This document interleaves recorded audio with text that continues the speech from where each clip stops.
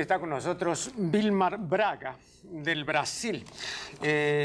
Yo, fuera de cámara, le preguntaba que cómo quería que lo presentaran, ¿no? O sea, qué títulos o qué referencias. Y él me dice, bueno, lo que dice acá en la primera solapa de mi libro Reflexiones, ¿no?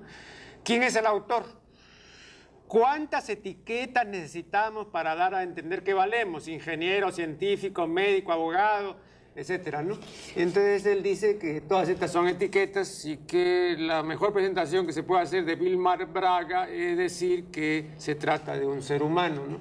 Yo le decía, estimado señor, yo tengo un concepto malo del ser humano, es modo, si lo presento a usted como un ser humano sin ninguna calificación, bueno. Pero de todas maneras yo respeto pues, la preferencia del autor. Ha publicado varias obras, acá tengo algunas de ellas, Reflexiones, que son cuentos, luego Con textura de luz, esta obra, y esta otra, El mago del universo. Dirige aquí la institución Brahma Kumaris. Así brevemente, ¿qué es Brahma Kumaris? Brahma Kumaris es una organización internacional que el propósito principal es rescatar los valores del ser humano y utiliza la meditación como una herramienta, ¿no? O sea, creemos, al contrario de que usted realmente creemos en la bondad intrínseca del ser humano. Y esa es la idea. Bien. Generalmente en las personas que están, para no mencionar la palabra religión, en la senda de la espiritualidad o en el mundo de lo espiritual, hay un momento en sus vidas que es el momento determinante, ¿no? Y que a partir de ese momento, estas personas ven que todo lo recorrido había sido mal recorrido o que había sido un error y que a partir de ahora las cosas son enteramente diferentes. ¿Por qué? Porque han hallado el verdadero camino, han hallado el maestro o el guía que necesitaban, o leyeron el libro que desconocían y que los iluminó, etc. En el caso de usted, ¿qué cosa ocurrió? Que todos los días pasaron a ser realmente significantes. No me gusta mucho, por ejemplo, recetas o decir, ahora mi vida ha cambiado para siempre. O sea, no creo en ese tipo de cosas. Yo creo que lo importante es que la vida empiece a cada día tener significado, ¿no? Cada día ser placentero, o sea, cada día que uno realmente viva, ¿no?, su propósito, ¿no?, que uno ha decidido. Entonces no creo que para mí hay un día que hizo el clic. Yo creo que ya siempre busqué en mi desarrollo, buscaba simplemente un método que fuese el más adecuado para mí, ¿no? Pero usted lo que quiere decir es que todos los días de usted han sido significativos, porque yo entiendo, ¿no?, que ya hay un momento en que uno realmente comienza a ser productivo, creativo, y hay momentos en que no lo es. Claro, no, que dice que a partir de ese encuentro, ¿no?, con uno mismo, que ese es el propósito del ejercicio, de la meditación, empieza a tener más significado cada día, o sea, no pasa en blanco. Y aunque haya errores, y aunque hay de repente un día que es difícil, que hay problemas, hay obstáculos, pero uno consigue enfocarlo y sacar un mejor provecho. En la vida espiritual no significa que todo es un mar de rosas, sino que el enfoque que tenemos es diferente y el poder que se acumula a través de ese estilo de vida te da condiciones para superar los problemas y aprender de ellos y no quejarse y lamentarse. Ahora, aquí leo en la página 23 lo siguiente: cuando todo se vuelve rutinario y la desdicha se vuelve la compañera amarga de la vida, nos olvidamos de preguntar quiénes somos, cuál es el propósito de la vida. Vea, esto me ha interesado porque yo soy, entre muchos intelectuales, y además incluidos los positivistas lógicos y todos los budistas, no, yo soy de los que cree que la vida no tiene ningún propósito, no tiene ningún sentido, ¿no? Y que el sentido que puede tener tal vez sea el que nosotros eventualmente le demos, si es que le damos. Normalmente no le damos ningún sentido, por eso todo es tan absurdo. Pero dígame, ¿usted cree realmente que la vida tiene un propósito? No, pero estoy de acuerdo con usted cuando dice que nosotros ponemos el propósito. Pero eso es un derecho que tenemos, pero que mucha gente lo coge como un derecho. Entonces depende de usted, de mí y de cualquier otra persona poner significado en su forma de pensar, en sus palabras, en su forma de actuar. O sea, su conducta es finalmente lo que elige uno, independiente del estímulo que tenemos en el exterior. Creo que ese debe ser a donde uno debe apuntarse, ¿no? A ser el creador de su propia existencia y no ser simplemente uno que responde a determinados estímulos, ¿no? Algunos psicólogos dicen que somos completamente predecibles. Es como decir que yo te digo tal cosa y tú vas a responder la otra. O sea, Sí. Yo no creo que el ser humano sea tan predecible, ¿no? ¿Usted no cree? Creo que hay algo de predecible, pero querer decir que es completamente predecible es exagero. Por ejemplo, ¿usted no cree que como se ha demostrado cumplidamente, la principal ocupación del hombre es matar? Eso está perfectamente documentado. Lo que hace más a menudo el hombre es matar. Entonces, el hecho de que siga matando, el hecho de que haya más guerras, el hecho de que haya más atentados, es completamente previsible, ¿no le parece? Sí, pero, ok, ¿qué tipo de gente uno puede decir así, está cogiendo para afirmar esto? Sí. ¿No? ¿Quiénes son? De repente las principales noticias, los principales problemas que tenemos ahora a nivel mundial, ¿no? No, pero no de ahora. El hombre, desde que dijo ser el Homo sapiens, a mí me parece que fue indebido completamente, ¿no? Porque yo siempre he dicho que no es Homo sapiens. Ha tenido, digamos, esta predisposición permanente a exterminar a sus congéneres y en el siglo recién pasado comenzó una actitud completamente negativa y demencial respecto al medio ambiente. Es la única especie que atenta contra su medio ambiente. No hay ninguna especie, ni la más salvaje, que destruya pues el hábitat del medio en que vive, ¿no? Pero el ser humano sí lo destruye. Claro. Pero ¿cuál es la causa por la que el ser humano ataca en general? Es por miedo, es por inseguridad, sea como ahora una guerra ideológica, ¿no? O en otro momento, cuando las personas agreden a los demás, cuando se sienten que son acosadas, ¿no? Entonces yo creo que, ¿por qué hay tanta guerra ahora? Porque hay mucha inseguridad, pero la seguridad no existe en ningún lugar. Por lo No, menos lo veo de esa forma. perdón, pero las guerras no son de ahora, o sea, siempre ha habido. pero- O sea, ¿usted cree que siempre ha habido inseguridad? No, lo que estoy diciendo es que no creo en la seguridad. ¿No cree? Claro, dime algo que es seguro. Ujú. Nada es seguro. Bueno, que me voy a morir, eso es seguro. Eso es seguro, es la única cosa. Sí, sí. Pero ¿cuándo? No sé. A no ser que yo quede una fecha y me suicide. Pero de lo contrario no sé cuándo, ¿no? Si voy a estar vivo mañana, no sé. Si mañana Lima no estará completamente destruido, tampoco lo sé. Entonces no hay la seguridad. Pero sí podemos buscarla dentro de nosotros, que es la que no depende del entorno, ¿no? Entonces, cuando hay ese tipo de seguridad, entonces uno ya no está más preocupado, ¿no? Por pelear con los demás para imponer de repente su pensamiento, su forma de pensar. Porque usted puede tener una filosofía, y yo tengo la mía, y no tengo por qué faltar el respeto o querer convencerle que mi filosofía es mejor que la suya.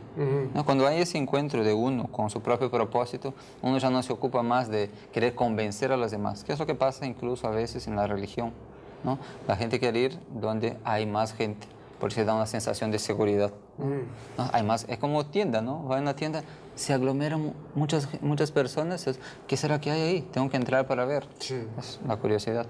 Bueno, pero mientras haya creencia tiene que haber separación, ¿no? Y la creencia es inherente al fenómeno religioso, por lo menos tal como nosotros lo entendemos en Occidente. La creencia no une, la creencia separa a la gente. Y un grupo puede tener un grupo de creencias y este grupo se opone a otro grupo que tenga creencias distintas. O sea, la creencia jamás va a unir.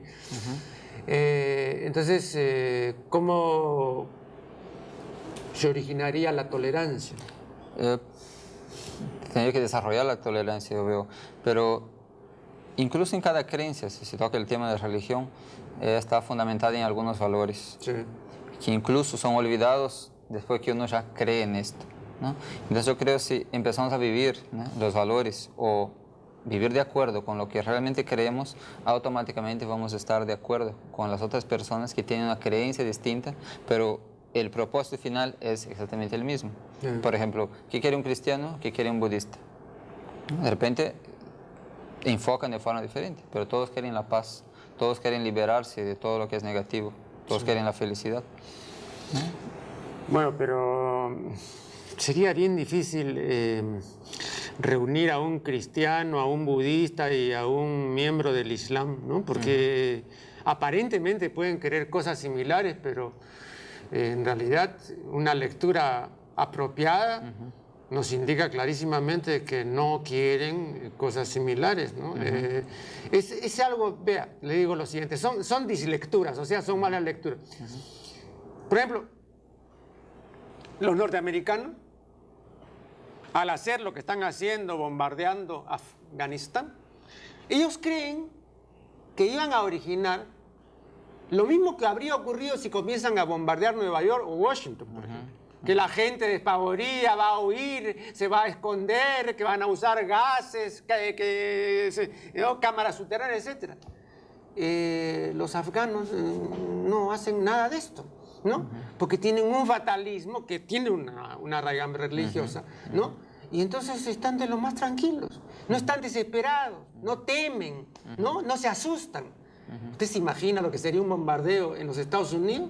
Enloquecen a la media hora, pues, a 100 millones de habitantes, ¿no? Allá no van a enloquecer nunca, ¿no? Entonces, me refiero a que también hay percepciones completamente equivocadas de otros grupos humanos por desconocimiento de los valores que estos grupos humanos puedan tener, ¿no? Los Estados Unidos no tienen pilotos suicidas, los Estados Unidos, por ejemplo, no tienen ese sentido del fatalismo islámico que es muy grande, considerable, que les permite aguantar y tolerar lo que está ocurriendo ahora, que es un verdadero genocidio, pero para ellos no hay ningún problema, ¿no? Claro, por eso que es una suerte de fe ciega, ¿no? Y es muy interesante analizar incluso cómo algunas personas visten, ¿no? Ponen la camiseta de algo. Incluso acá pasa con partidos de fútbol, ¿no? Uno pone el de ese equipo, de otro equipo, pero ok, tú pones tu camiseta. Pero si alguien te está pegando en la calle, que son los de otro equipo, tú no vas a llamar a alguien de tu equipo, o no vas a llamar al mismo estadio para decir que se están pegando y que venga a salvar. Nunca te van a salvar.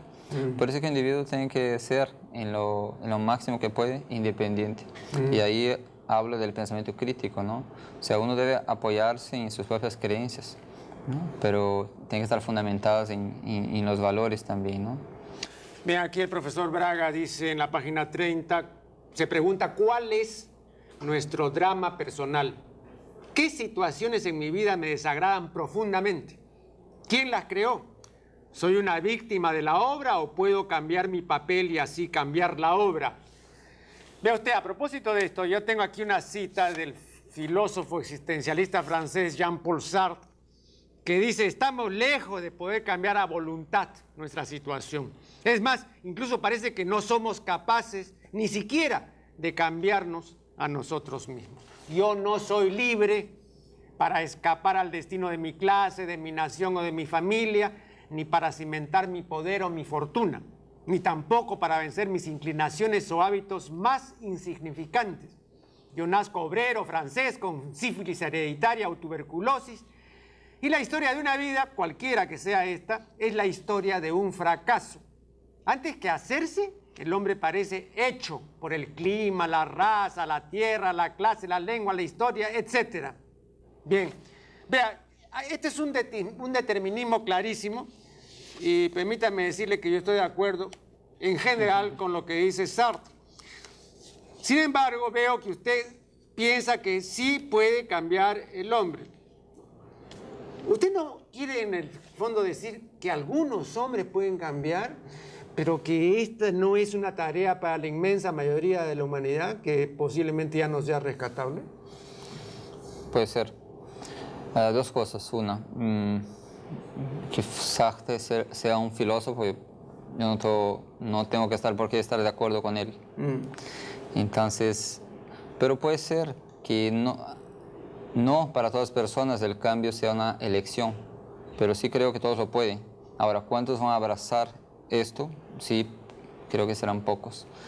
Pero como no sabemos quiénes son, podemos siempre estar invitando a las personas al cambio y abrir a ellas esa posibilidad. O sea, cada uno de nosotros puede cambiar la configuración de nuestra vida en que tenemos en ese momento y hacerla mejor. Aquí en general queremos vivir mejor, pero no queremos hacer nada para vivir mejor. O sea, creemos en algún tipo de hada madrina, creemos en alguna fórmula. En ese momento, por ejemplo, la gente está toda detrás de una fórmula. Yo particularmente no creo en fórmula ni en receta. Además no creo en receta siquiera para comidas, ¿no? Si las personas pueden ser un poco más creativas. Y creo que nosotros somos singulares, entonces estar siguiendo una receta es estar masificando a uno mismo.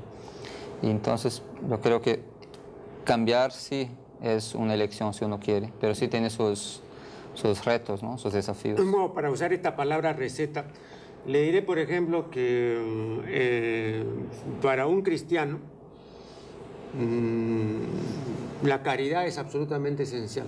Ujú.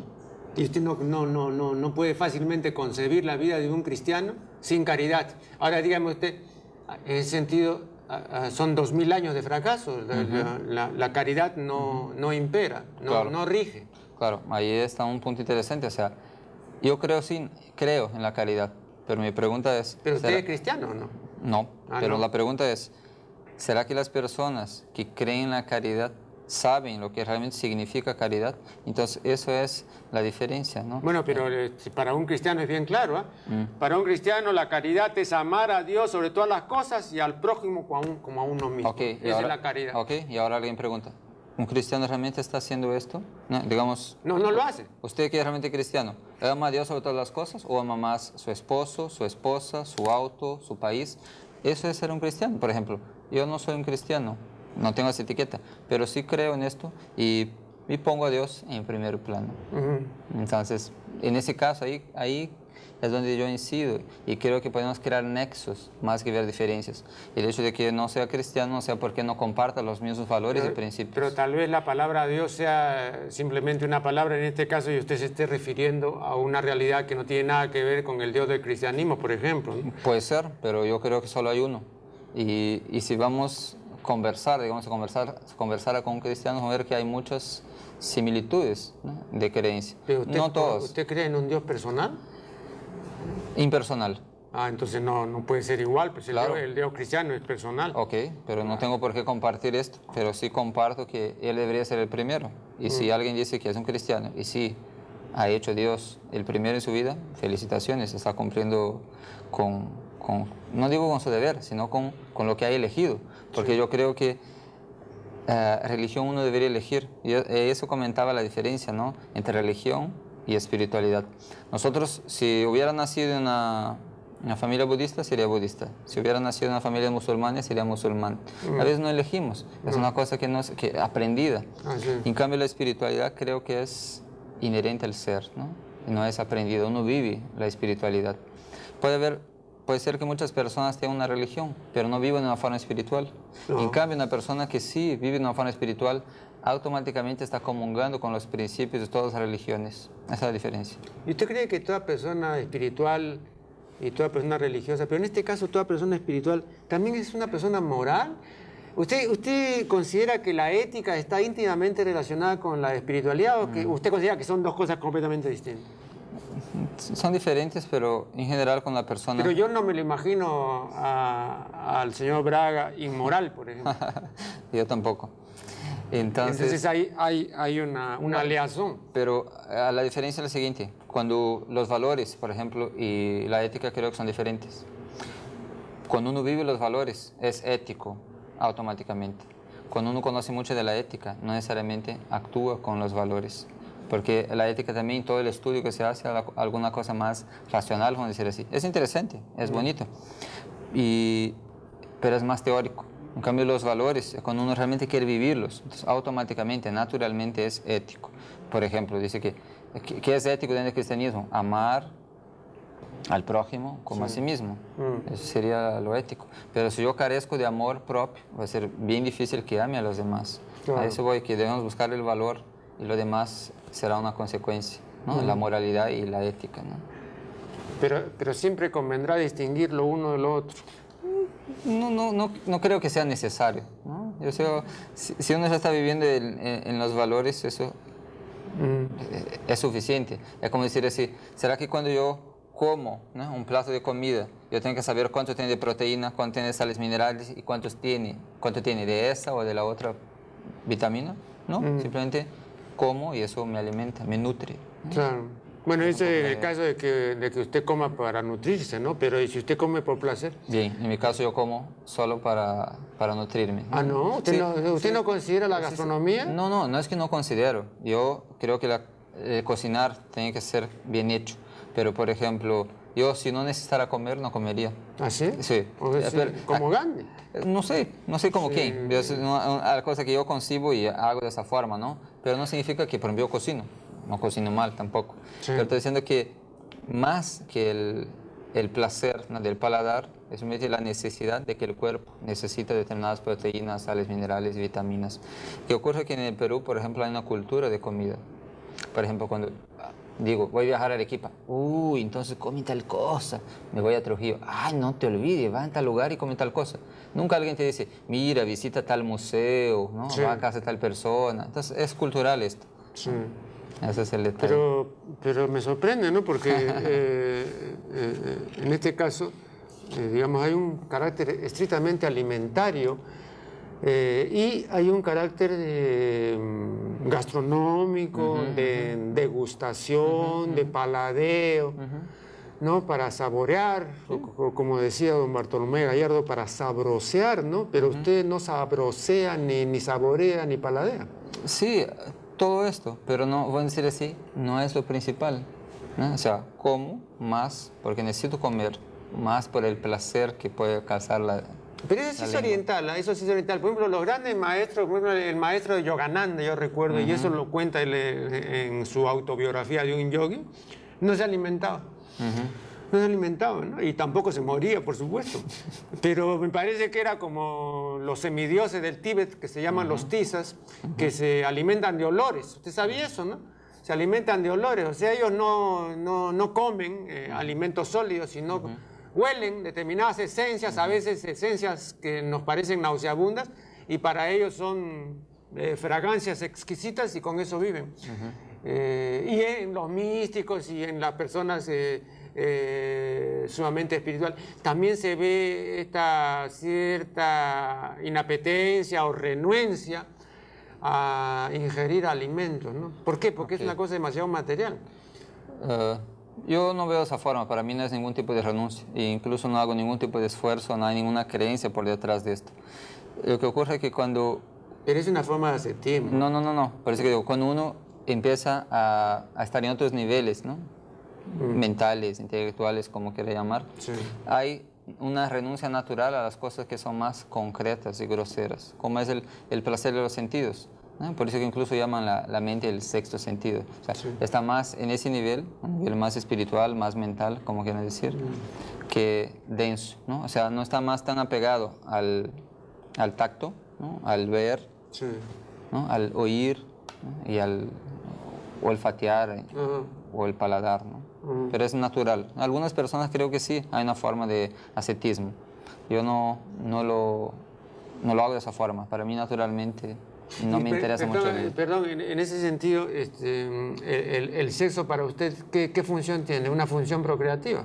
Sí, debería ser. Y en los animales es así. Claro, ¿no? pero nosotros somos también animales, claro, Claro. pero quizás seamos también animales eróticos. Claro, pero ahí ocurre una cosa interesante porque los animales Sí. en general tienen sexo cuando están en el, ¿cómo se dice? Celo. En celos. Claro, ¿no? en celos, Y el no, ser en humano celos, no. sin eso. Entonces el sexo se ha vuelto una adicción mental. Adicción, no, es que no tenemos ese ciclo, digamos, que hace que la hembra sea receptiva solamente en una etapa y en otra etapa no sea receptiva y por lo tanto el sexo no sea posible. Pero en el ser humano ya no hay eso. Entonces nosotros podemos tener sexo todo el año, ¿no? Claro. Y podemos tener sexo por placer, independientemente de la reproducción. Imagínese usted que ahora con todos los métodos anticoncepcionales podemos separar la reproducción del placer. ¿A usted qué le parece el sexo solamente por placer? Pero yo veo que sexo es como un juego, ¿no? Es un juguete, ¿no? Y cuando un niño tiene muchos juguetes, ¿no? Y cuando crece va dejando los juguetes naturalmente. Entonces como que tiene ese enfoque. Las personas creo que dan mucha importancia al sexo. Y es un derecho. Cada uno puede dar el grado de importancia para cada cosa como lo quiere. Pero es primariamente algo más de reproductivo, podemos decir así. Aquí en su obra leo en la página 35 lo siguiente: si la vida es una obra, ¿qué papel has elegido? ¿Estás contento con él o te sientes desgraciado? Usted cuando dice que la vida es una obra, usted lo que quiere decir que es una representación, así como en el teatro, ¿no? No, que hay muchos roles. Sí, pero como en el teatro, pues, ¿no? Sí, claro, puede o ser. sea, papeles, roles, ¿no? Bien, cada uno tiene su papel, cada uno desempeña su rol, tiene su disfraz, su máscara, ¿no? ¿A usted le parece mal eso? No, No. es útil, pero la propuesta que tiene el libro es la siguiente. O sea, eso es un teatro, pero es diferente. En un teatro, ¿no? Es una obra o una película, te invitan para hacer determinado papel, ¿no? Y tú lo eliges. En ese caso, en la obra de la vida, uno elige su propio papel, Sí. ¿no? Ok, lo que estoy representando ahora me gusta, Ajá. estoy pasando por fases de tristeza, digamos, en mi guión está esto. Yo lo escribí, yo estoy de acuerdo, entonces ¿por qué no lo cambio? Esa es un poco la propuesta. Yo puedo cambiar el guión de mi vida. ¿Quién lo escribió? ¿No? Si yo no sé quién escribió, entonces yo puedo reescribir. Entonces, ahí es donde hablo de cambios. Y que los cambios Pero son dígame una posibles. cosa, uno de los problemas reales, no ahora, pero ahora más, es el de la pobreza.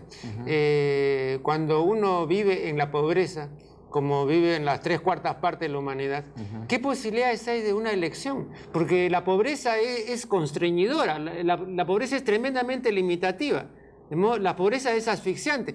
Lo bueno que tiene el dinero es que amplía el espacio vital, los horizontes, tanto mentales cuanto físicos, ¿no? Para bien o para mal, pero los amplía, nunca los estrecha.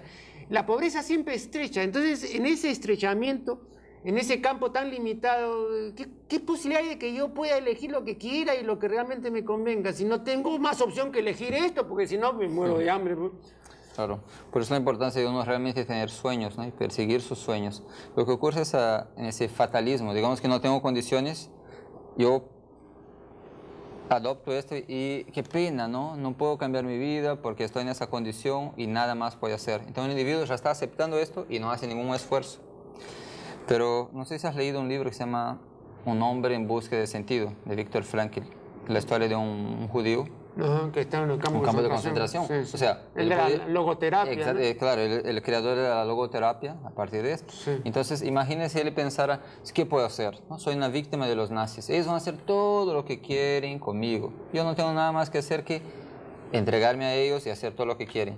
Él podía haber pensado esto y no haber entrado en la historia. Solo que, ¿qué hizo él? Él vio que tenía una salida, que era su mente, sus pensamientos. Entonces, él empezó a proyectarse hacia el futuro. Entonces empezó a visualizar a sí mismo, ¿no?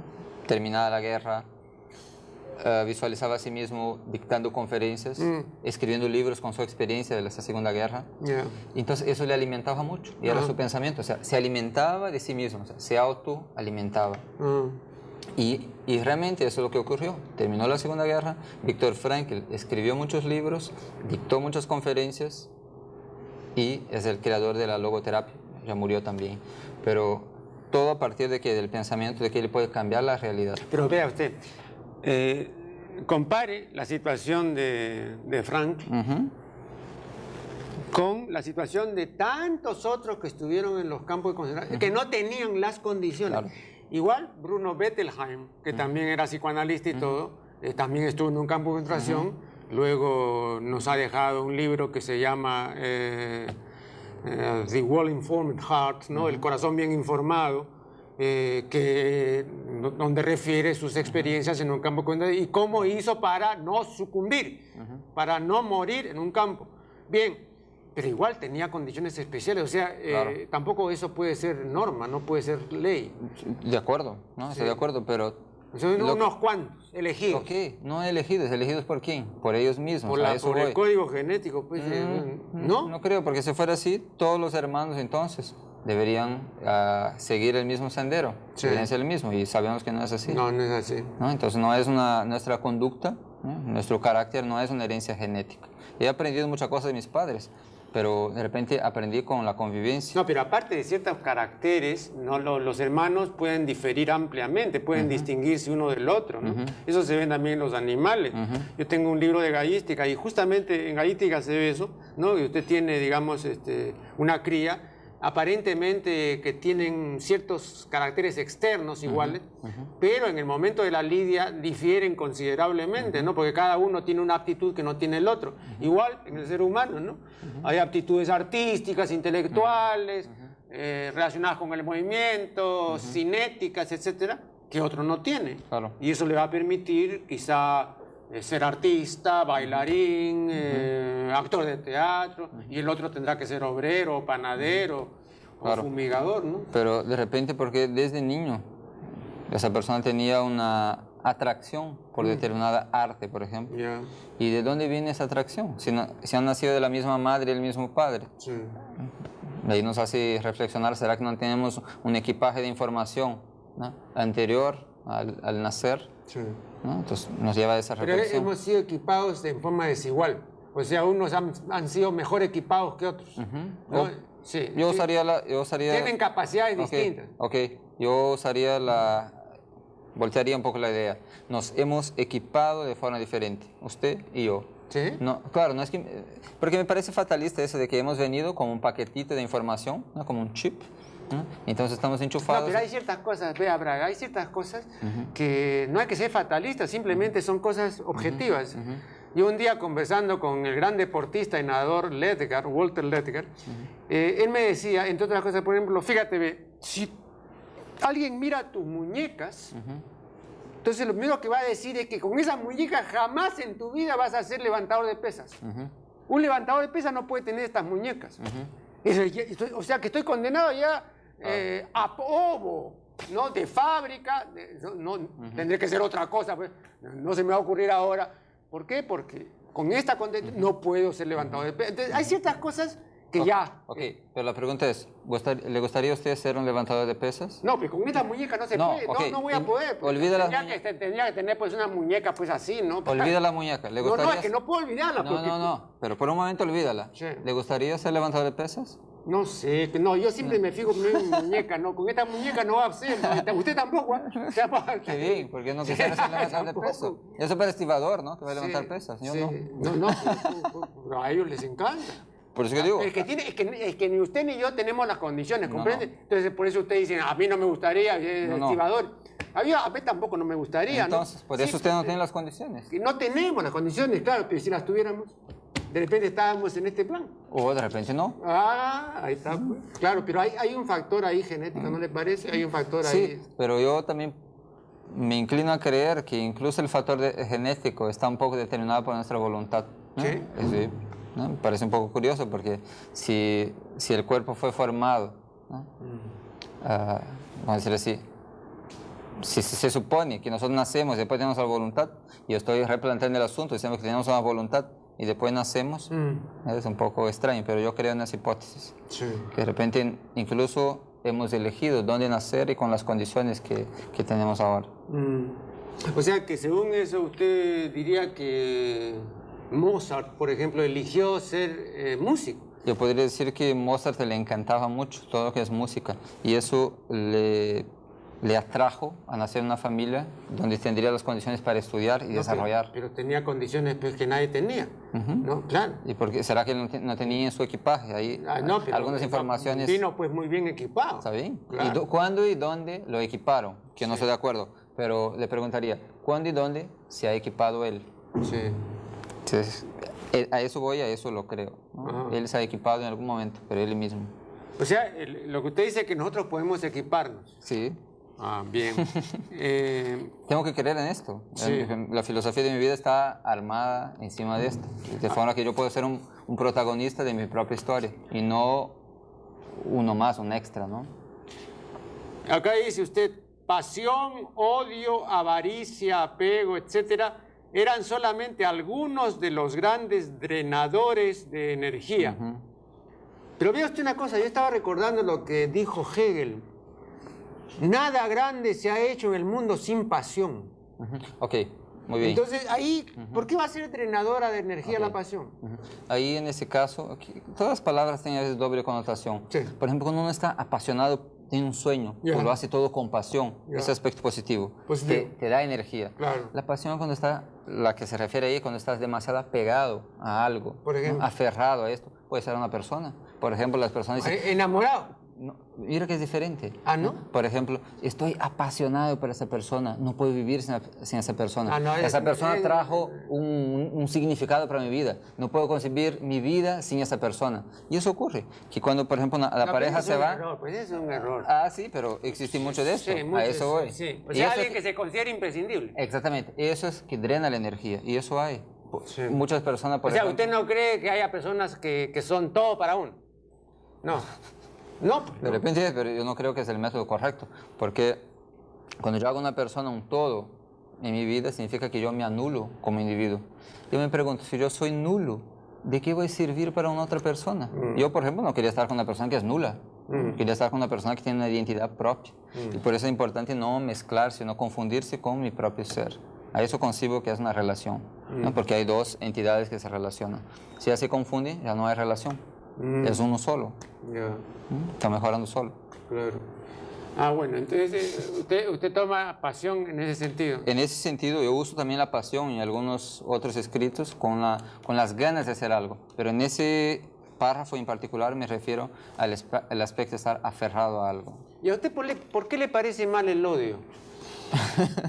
Porque, por ejemplo, el odio nos desgasta, ¿no? Uno no se siente más energizado, puede ser así, contento cuando odia.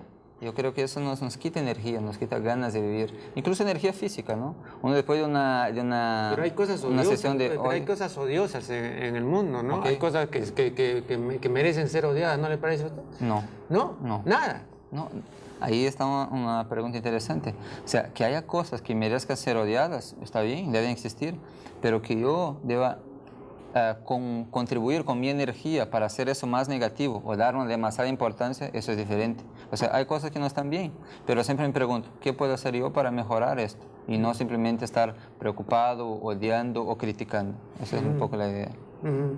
¿Y por qué la gente no odia al diablo? Porque la gente no lo odia, ¿no?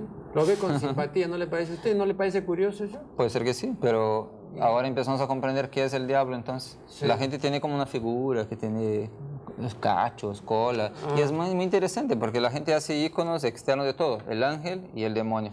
En cambio, por ejemplo, para mí, ¿qué es el demonio? ¿Qué es el diablo? Es exactamente eso, la ira, ¿no? La codicia, el apego. O sea, no es un personaje, No es un personaje, ¿no? es una actitud. Son estados de ánimo, Estados son de ánimo, pasiones. exactamente. Yo... Eso es algo endiablado para usted. Claro. Puede ser, por ejemplo, cuando estoy irritado, eso es una actitud, vamos a decir así, demoníaca. Sí. Y por eso que a veces cuando encontramos una persona que es muy amable, muy generosa, decimos, esa persona es como un ángel. Significa que tiene cualidades de un ángel, no es que sea un ángel. Usted sabe que el famoso psicoterapeuta norteamericano Rollo May, hablando de lo demoníaco, sostenía la idea y que me parece plausible, según la cual el sexo, por ejemplo, así como el odio y la ira, son demoníacos porque se apoderan íntegramente de la persona. Para él lo demoníaco es una función muy importante en todos los seres humanos que se apodera completa, íntegramente de la persona. Y a partir de ese momento esa persona solo es sexo, solo es odio, solo es ira, ¿no? Es una apropiación así holística del ser humano. ¿A usted le parece que ocurre así? Lo que ocurre en algunas situaciones es que si el individuo pierde la conciencia de lo que está haciendo, entonces pasa a ser solo esto, solo sexo, solo ira. Por ejemplo, en momentos de gran irritación, por ejemplo, o odio, la persona, su capacidad de discernimiento es casi nula. Por eso que cuando uno está irritado, no es el mejor momento para tomar decisiones o decir algo para alguien. Lo mejor es que tú estés tranquilo, analice las cosas de una forma fría y entonces comente con una persona lo que está pasando, lo que te parece. Porque siempre nos equivocamos, ¿no? Esos sentimientos negativos como que bloquean nuestra capacidad de raciocinio, ¿no? Bueno, no solamente siempre nos equivocamos, porque eso sería normal. No, eso sería normal. Yo siempre digo que lo peor no es eso. Lo peor es que perseveremos en el error, que continuemos equivocándonos, ¿no? Y estemos 20 años equivocándonos, ¿no? Eso es una característica, además del ser humano, una característica peligrosa, ¿no? Bien, ha sido la voz y presencia de Vilmar Braga. Muchísimas gracias por haber estado con nosotros y con ustedes será hasta el siguiente segmento.